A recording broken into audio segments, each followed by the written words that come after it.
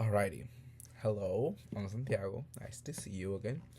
This was a very interesting article for speak slash like excerpt.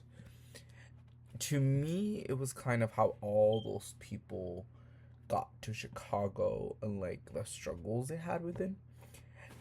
But I think it is vital to show why the Chicano movement happened because it's kind of like the prehistory and how all of those people got there, which is very important. Very important, I believe.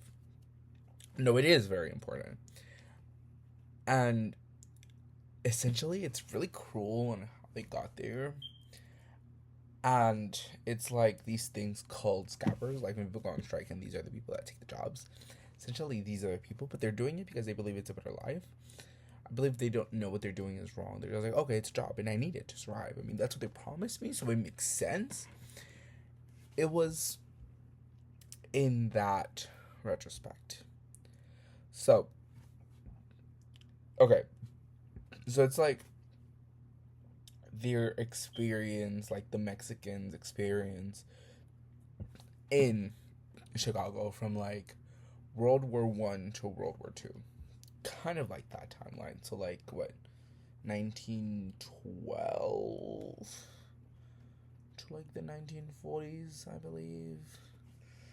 It's just I know the Titanic is before, so I'm just gonna go a little bit before the Titanic just in case. And it's interesting that we're talking about this because the professor, the one who's seeing this, hopefully, he is from Chicago. So this must be really cool for him to learn. And for me to learn because, in a way, I have that connection with the professor, or I like to think that I do. It really adds to the course because it's like, okay, that makes sense why they're there and why they migrate, which is actually cool because it ties into it in that way. Anyway, it was like a migration. And it was strategical. I mean, they had to pay them less. And they didn't exactly want to hire African Americans because you're like, oh, probably hire those. First of all, most of those people were in the war. So they needed a replacement. They needed people. They needed people to work. So they went to Mexico and they're like, come here.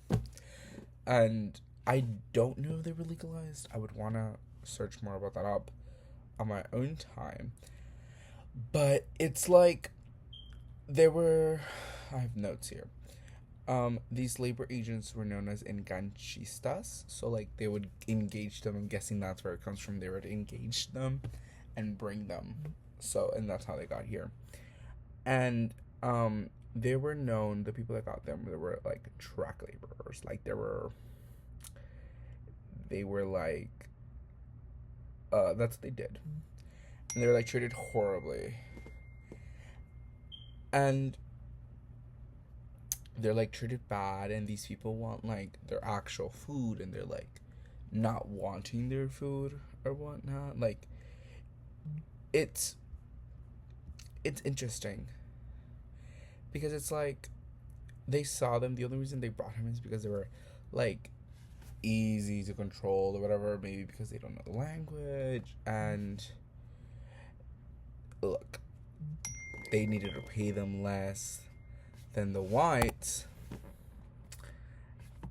and African Americans, they didn't want them because their cost of labor is too high and racial problem. It's literally like horrible, and it's kind of like a way for that where it addresses. Um, it's difficult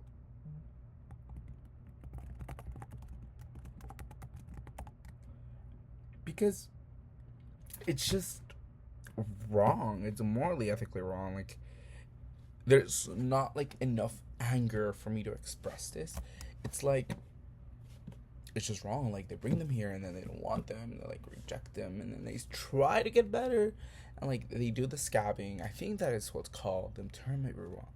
It's just utterly wrong. It's like it's horrible, and it does this like it gives them the identity. Like, they are creating Mexican Americans themselves. It's not because they're wanting here. Well, they do want to go here, but for a better life and for their thing.